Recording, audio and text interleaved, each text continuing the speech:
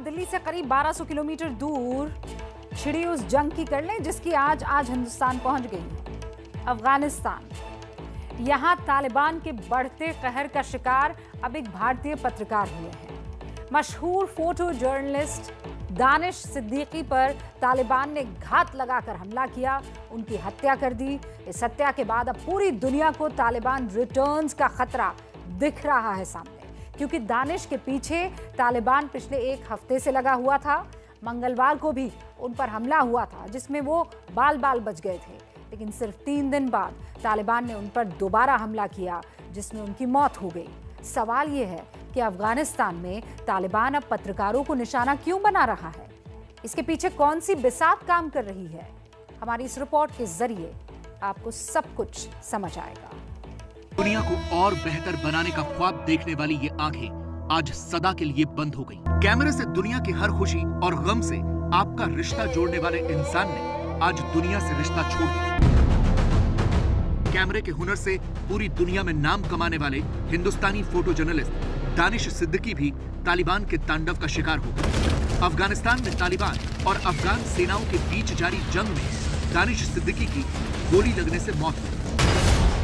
दानिश की मौत से पूरी दुनिया में एक बार फिर तालिबान की दहशत महसूस होने लगी है। दानिश की मौत कंधार के स्पिन बोल्दक इलाके में हुई। वो मशहूर न्यूज एजेंसी रॉयटर्स की तरफ से तालिबान की जंग को कवर कर रहे थे। दानिश पिछले हफ्ते ही अफगानिस्तान पहुंचे थे और अफगान सेना के साथ रहकर युद्ध को कवर कर रहे थे। तालिबान और अफगान सेना की जंग के बीच उन्हें गोली लगी। जिस वक्त दानिश को गोली लगी वो एक दुकानदार से बात कर रहे थे। इससे पहले मंगलवार को भी दानिश की गाड़ी पर ग्रेनेड से हमला हुआ था। दानिश एक जाबाज जर्नलिस्ट है। मंगलवार को जब उनकी गाड़ी पर तालिबानियों ने हमला बोला तो उन्होंने इसका वीडियो बनाकर अपने ट्विटर अकाउंट पर पोस्ट किया था, जिसमें उन्होंने लिखा था, जिस हमवी में मैं स्पेशल फोर्सेस के साथ सफर कर रहा था वो भी आरपीजी के 3 राउंड्स के हमले का शिकार हुई। मेरी किस्मत अच्छी थी कि मैं सुरक्षित रहा और जब रॉकेट ने आर्मर को हिट किया तो मैंने उसे रिकॉर्ड किया। दानिश की किस्मत मंगलवार को तो अच्छी थी, लेकिन शुक्रवार को जब दूसरी बार वो तालिबान के हमले का शिकार हुए तो किस्मत ने उनका साथ नहीं दिया और उनकी मौत हो गई। लेकिन दानिश ने अपने कैमरे से दुनिया को जो दिखाया वो कभी नहीं भुलाया जा सकेगा। यह म्यांमार के रोहिंग्या संकट पर दानिश की खींची गई एक फोटो है। इसी के लिए उन्हें दुनिया का मशहूर पुलित्जर अवार्ड मिला था। यह दूसरी फोटो भारत में सीएए कानूनों के विरोध में हो रहे प्रदर्शन के दौरान की है। तीसरा फोटोग्राफ कोरोना से इंसान की मुश्किल लड़ाई से जुड़ा है। यह चौथा फोटोग्राफ उत्तर कोरिया की एक महिला पुलिसकर्मी का है। यह भी दानिश का मशहूर फोटो माना जाता है, क्योंकि उत्तर कोरिया में किसी महिला पुलिस का फोटो लेना बेहद मुश्किल है। और यह शानदार फोटोग्राफ अफगानिस्तान में तालिबान के खिलाफ अमेरिका की जंग का है। दुनिया के एक हिस्से की त्रासदी से पूरी मानवता का रिश्ता जोड़ने वाले दानिश की मौत से पूरी दुनिया गमजदा है। सूचना और प्रसारण मंत्री अनुराग ठाकुर ने ट्वीट करके दानिश को श्रद्धांजलि दी। लिखा, दानिश सिद्दीकी अपने पीछे एक असाधारण काम छोड़ गए हैं। उन्होंने फोटोग्राफी के लिए पुलित्जर पुरस्कार जीता और वो कंधार में अफगान सेना के साथ काम कर रहे थे। श्रद्धांजलि। दानिश ने दिल्ली के जामिया मिलिया इस्लामिया से इकोनॉमिक्स में ग्रेजुएशन की थी, जिसके बाद उन्होंने वहीं से एमए मास कम्युनिकेशन में डिग्री ली। टीवी न्यूज में बतौर संवाददाता अपने करियर की शुरुआत की, जिसके बाद टीवी छोड़ फोटो जर्नलिस्ट बन गए और 2010 से ही वो रॉयटर्स से जुड़े थे। दानिश की मौत पर भारत में अफगानिस्तान के राजदूत ने भी गहरा अफसोस जताया है। ट्विटर पर उन्होंने लिखा है कि तालिबान में पिछली रात अपने दोस्त दानिश सिद्दीकी की हत्या से बेहद दुखी हूं। पुलित्जर पुरस्कार पाने वाले भारतीय पत्रकार अफगान सिक्योरिटी फोर्सेस के साथ थे। 2 हफ्ते पहले ही मैं उनसे मिला था जब वो काबुल के लिए जा रहे थे। उनके परिवार के प्रति संवेदनाएं।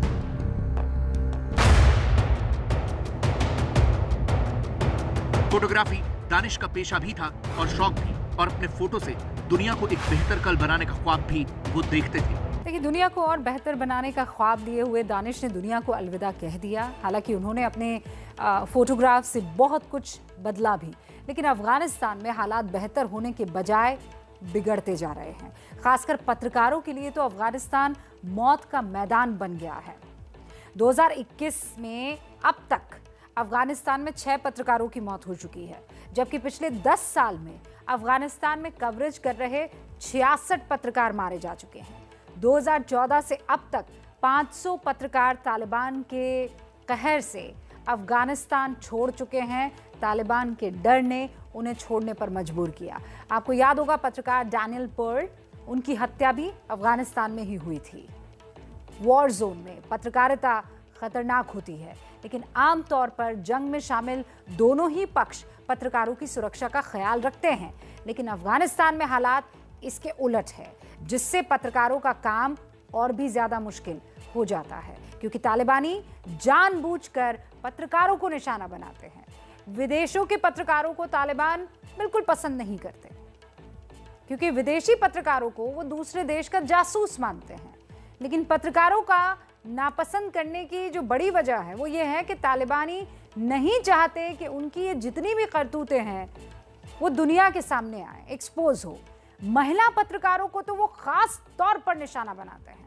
अफगानिस्तान में काम करने वाले पत्रकारों को धमकाने के लिए तालिबान आए दिन धमकी भरी चिट्ठियां जारी करता है। कई बार तालिबान पत्रकारों को बंधक बनाकर उन्हें डराने धमकाने की कोशिश भी करता है। पत्रकारों के खिलाफ अब तालिबान ने जिस तरह की मुहिम छेड़ दी है या शुरू की है, उससे ये साफ हो जाता है कि अब तालिबान फिर से पीछे चला गया है, बहुत पीछे चला गया है, 90 के दशक वाले शासन की ओर बढ़ गया है। वो नहीं चाहता कि उसकी करतूतों की खबर बाकी दुनिया तक पहुंचे, और अब वो इतना ताकतवर हो गया है कि उसने अफगानिस्तान में जर्नलिस्ट को निशाना बनाना शुरू कर दिया है। और सवाल यह है कि अमेरिका की वापसी होते ही तालिबान इतना ताकतवर हो कैसे गया? कहां से उसे बम, गोला और बारूद मिल गए? ये समझिए आप इस रिपोर्ट से। ये अफगानिस्तान पाकिस्तान बॉर्डर का वही स्पिन बोल्डाक इलाका है जहां भारत के पत्रकार दानिश सिद्दीकी का तालिबान ने कत्ल किया। ये तस्वीरें 11 जुलाई की हैं, जब अफगान सेना ने तालिबान पर हवाई हमला किया था। इस हवाई हमले से तालिबान की कमर टूट गई थी, लेकिन 2 दिन बाद ही बाजी पलट गई। तालिबान ने स्पिन बोल्डाक पर कब्जा कर लिया। सिर्फ 48 घंटों में ऐसा क्या हुआ कि जो तालिबान स्पिन बोल्डाक में जान बचाने के लिए भाग रहा था, वो इतना ताकतवर हो गया कि उसने अफगान सेना को मात दे दी। इसका जवाब आपको मिलेगा इस तस्वीर में, जिसमें इमरान खान तालिबान से जुड़े सवाल पर भागते नजर आ रहे हैं। तालिबान पर पाकिस्तान के प्रधानमंत्री इमरान खान से सवालों की बौछार ताशकंद में हुई, लेकिन इमरान के पास न तो कोई जवाब था और न ही वो तालिबान को गुपचुप मदद देने के सवाल पर झूठ बोलकर फंसना चाहते थे। इसलिए उन्होंने चुप्पी साध ली। जवाब ले लीजिए, क्या तालिबान पे कंट्रोल? मीटिंग रूम के बाहर तो तालिबान के सवालों पर इमरान के होठ सिल गए, लेकिन मीटिंग रूम में जब माइक संभाला तो पाकिस्तान को तालिबान से सबसे ज्यादा पीड़ित देश बताने का राग शुरू कर दिया। इससे तो इस सम्मेलन के लिए इमरान अपना लिखा हुआ भाषण लेकर गए थे, लेकिन जब माइक संभाला तो तालिबान का रोना शुरू कर दिया। अब सवाल उठता है कि इमरान को ऐसा ड्रामा क्यों करना पड़ा। दरअसल इस सम्मेलन में कुछ देर पहले ही अफगानिस्तान के राष्ट्रपति अशरफ गनी ने पड़ोसी देश कहकर पाकिस्तान पर आरोप लगाया था। उन्होंने कहा था कि पाकिस्तान तालिबान की मदद कर रहा है। दुनिया के कई देश भी अब पाकिस्तान पर तालिबान की मदद का आरोप लगाते हैं। इमरान ने अपना दामन बचाने के लिए खुद को तालिबान से पीड़ित बताने का ड्रामा शुरू कर दिया।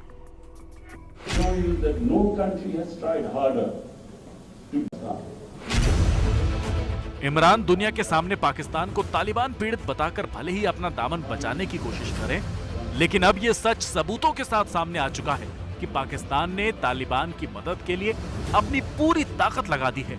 इसका खुलासा किया है अफगानिस्तान के उपराष्ट्रपति ने। पाकिस्तानी वायुसेना ने अफगान सेना को आधिकारिक चेतावनी जारी की है कि स्पिन बोल्डाक क्षेत्र से तालिबान को खदेड़ने की कोशिशों का कड़ा विरोध किया जाएगा। पाकिस्तानी वायुसेना अब कुछ क्षेत्रों में तालिबान को नजदीकी हवाई सहायता प्रदान कर रही है। पाकिस्तान के राष्ट्रपति और उपराष्ट्रपति के बयानों से साफ हो गया है कि पाकिस्तान अब तालिबान की खुलकर मदद कर रहा है।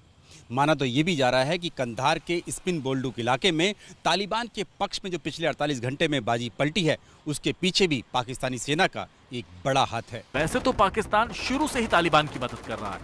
अब जैसे जैसे तालिबान ताकतवर हो रहा है, पाकिस्तान खुलकर उसके साथ आने लगा है, क्योंकि पाकिस्तान तालिबान के जरिए दुनिया में अपनी हैसियत बनाने की कोशिश में है और वो तालिबान का दलाल बनने की कोशिश में है, क्योंकि तालिबान के शासन में अफगानिस्तान पर इमरान की पकड़ बढ़ जाएगी। इस वक्त तालिबान से पूरी दुनिया बातचीत कर रही है। इमरान दुनिया के लिए तालिबान का दलाल बनने की कोशिश में है।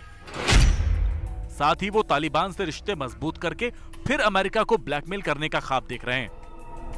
पाकिस्तान एक बार फिर कोशिश कर रहा है कि वो 20 साल पहले का एक बेसिकली एक मिडलमैन बन जाएगा, ताकि वो तालिबान को सपोर्ट करता है। दुनिया की जो एड अफगानिस्तान के लिए जाए वो पाकिस्तान के थ्रू जाए और पाकिस्तान इसमें से कट ले। लेकिन इस बार पाकिस्तान बहुत बड़ी गलती कर रहा है। अब का तालिबान 20 साल पुराना तालिबान नहीं है। इन्होंने 20 साल के अंदर बहुत सीख लिया है। हकीकत यह है कि पाकिस्तान अब तालिबान के साथ कंधे से कंधा मिलाकर खड़ा हुआ दिखाई पड़ रहा है। खबरों के मुताबिक पाकिस्तान ने पेशावर और क्वेटा में तालिबान के दफ्तर खोल दिए हैं और तालिबान के बड़े नेता अब इन्हीं दफ्तरों से ऑपरेट कर रहे हैं। साफ है कि पाकिस्तान ने तालिबान के नाम पर पूरी दुनिया को ब्लैकमेल करने का खाका तैयार कर लिया है। और इस वक्त एक बड़ी खबर आपको बता दूं, दानिश सिद्दीकी के शव को तालिबान ने रेड क्रॉस को सौंप दिया है, क्योंकि अब उसके बाद जब हत्या कर दी गई दानिश सिद्दीकी की तो ये डर सताए हुआ था कि क्या होगा, क्योंकि हर कोई चाहेगा कि दानिश सिद्दीकी अपने वतन आए और यहाँ पर उनके आखिरी जितनी भी अंतिम संस्कार है उसकी प्रक्रिया हो, उन्हें सुपुर्द खाक किया जाए। और अब खबर ये मिल रही है कि रेड क्रॉस को तालिबान ने सौंप दिया है।